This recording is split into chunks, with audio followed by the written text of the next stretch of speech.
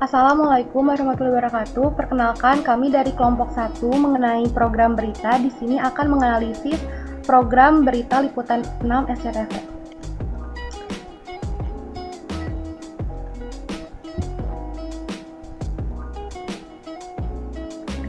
Anggota kelompok kami yang pertama ada saya Putri Azka, yang kedua ada Yosa Fitriani, yang ketiga ada Alifah Rafa, yang keempat ada Fianti Fauziah,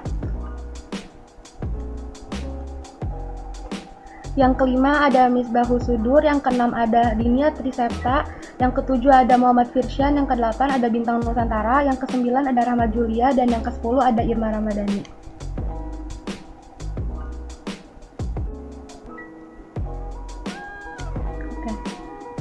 Yang pertama ini ada pendahuluan, akan dijelaskan oleh rekan saya.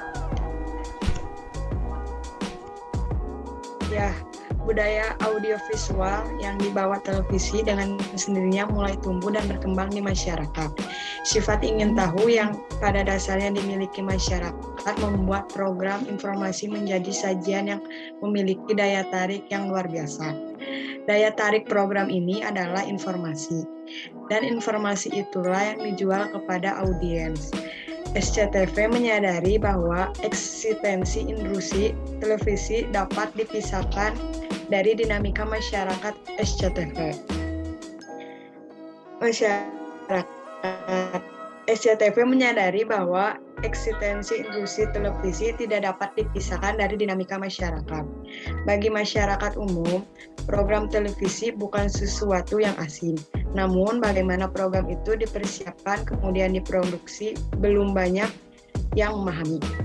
Latar belakangnya, televisi merupakan media komunikasi yang mempunyai peranan penting dalam membentuk sikap dan kepribadian masyarakat.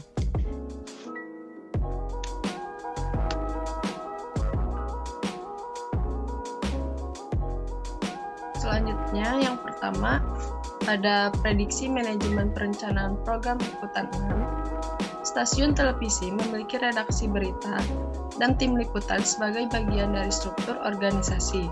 Bagian pemberitaan yang semuanya bekerja sebagai suatu tim. Organisasi pemberitaan diantaranya adalah direktur pemberitaan, produser eksekutif, produser acara, produser lapangan, asisten produser, koordinator liputan, presenter, reporter, dan juru kamera.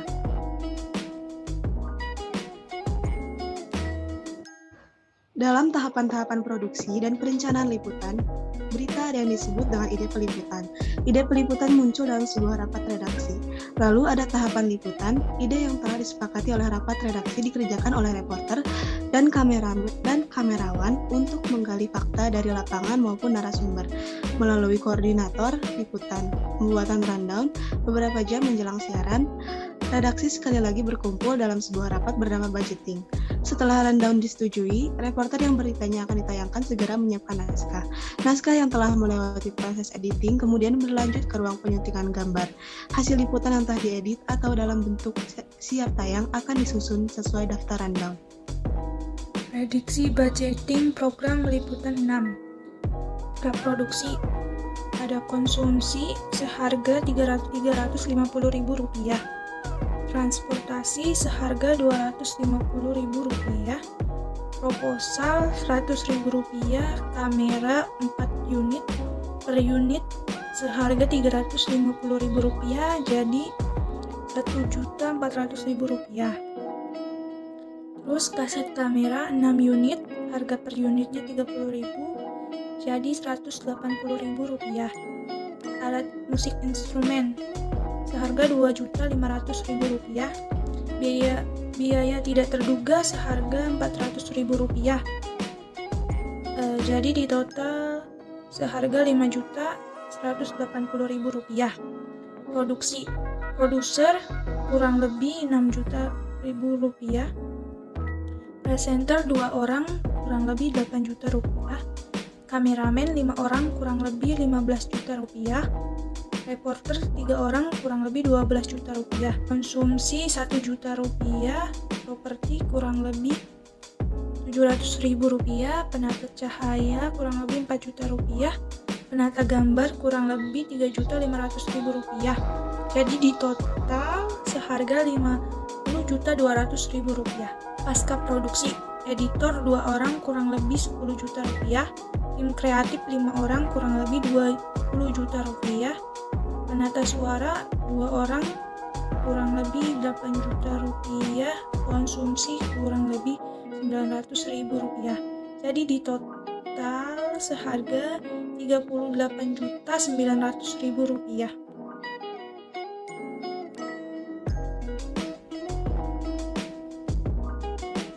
Segmentasi program Liputan 6 terbagi menjadi 16. Yang pertama ada Infocus, Business, Finance and Capital, The Diplomatic Pouch, Politik, Law and Criminal, Social, Health and Medical, Arts and Culture, International, World Sport, Weather Forecast, English Daily Newspaper, Indonesia Observer, di Jakarta Post, Agenda, dan Headline News.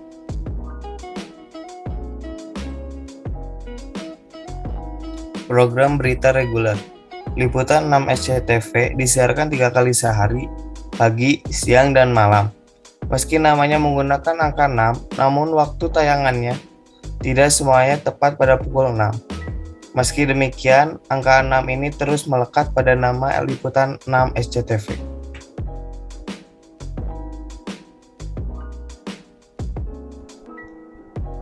Selanjutnya adalah program khusus. Selain menyiarkan program berita reguler, Liputan 6 juga memiliki program-program khusus seperti berikut ini. Yang pertama adalah Barometer, disiarkan setiap hari Rabu mulai pukul 11 malam sampai dengan pukul 12 malam. Yang kedua adalah Eksis, yang disiarkan setiap hari Kamis mulai pukul 1:30 malam sampai dengan pada pukul 2 malam.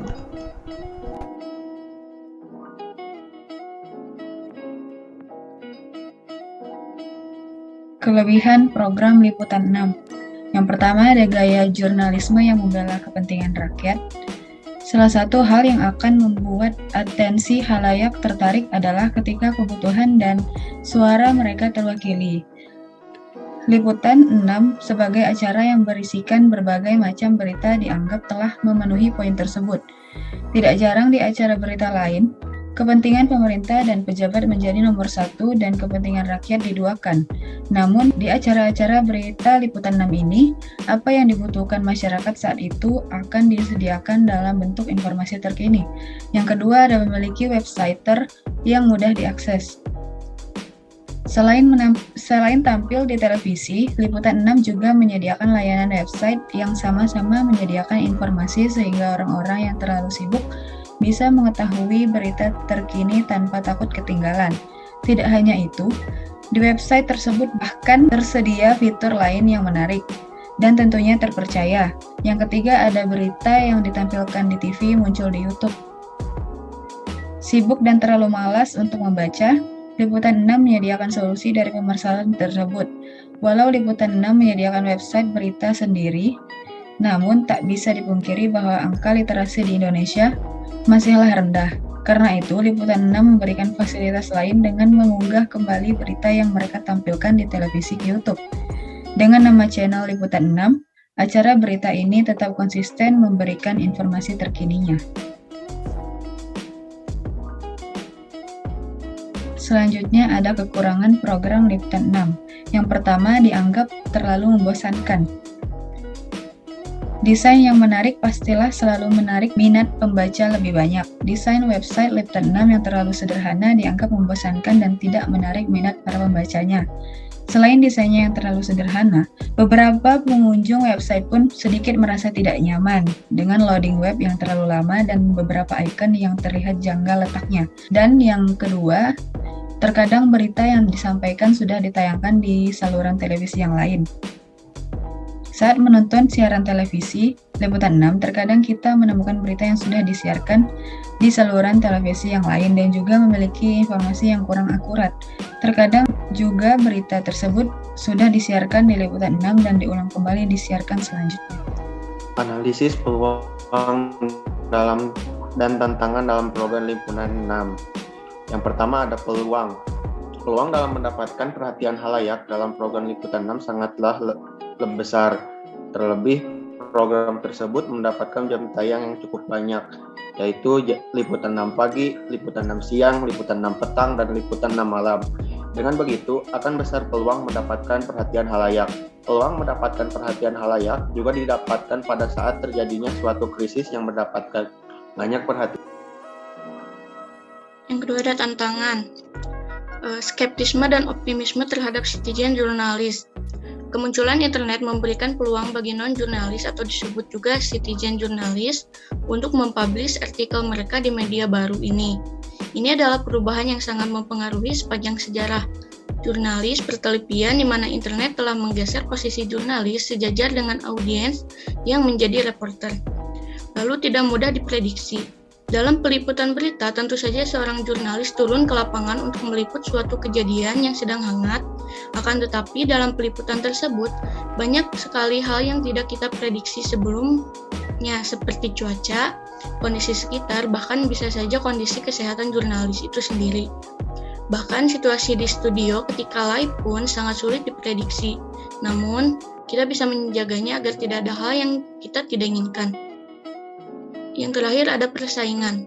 Dalam suatu berita tentu saja terjadi persaingan, bisa antara jurnalis, penyiar, berita, sampai pemilik siaran tersebut.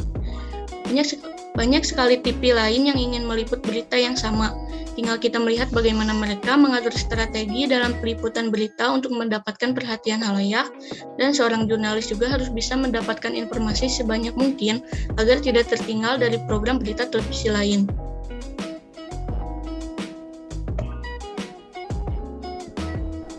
Baik, kurang lebih seperti itu. Terima kasih kepada teman-teman saya semuanya. Cukup sekian presentasi dari kelompok kami. Kurang lebihnya mohon maaf. Terima kasih. Wassalamualaikum warahmatullahi wabarakatuh.